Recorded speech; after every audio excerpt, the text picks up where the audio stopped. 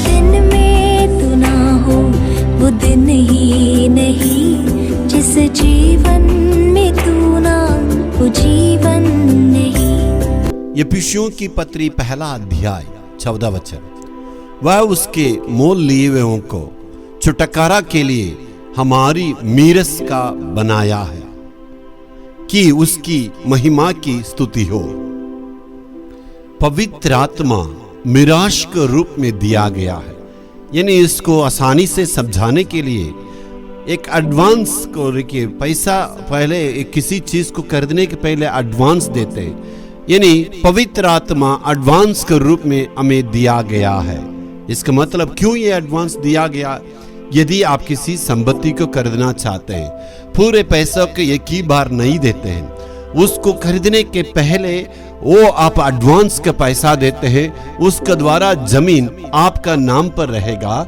यदि उस जमींदार उसको बेचना है तो आपका इजाजत के बिना नहीं बेच सकता है, आप उस पर सहमत होने से ही वो बेच सकता है। वैसे ही तब इसका मतलब पवित्र आत्मा हमारे लिए दिया गया है। तो प्रभु यीशु मसीह जब इस पृथ्वी पर वापस आएंगे, वो पूरा मोल लेके हमें खरीद के ले जाएंगे।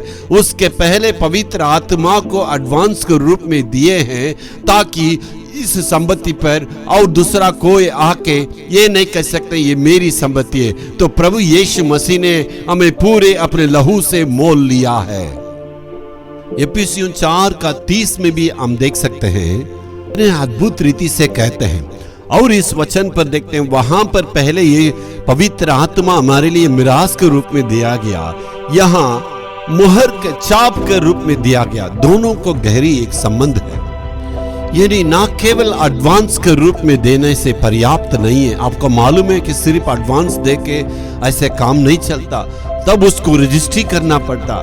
रजिस्टर के सामने जाके वहां पर कागज दस्तावेज को आपको वहां पर पेश करना है, तब वहां पर आप जो दिए हैं पैसे उसके लिए मोहर दिया जाती है। उस मोहर यानी सील रहेगा, तभी जो है उस कागज पर वैल्यू हो सकता है। पवित्र आत्मा हमारे लिए पहले एडवांस के रूप में भी दिया गया है और वो मोहर के रूप में दिया गया ताकि इसको दूसरा कोई अपना ना सके।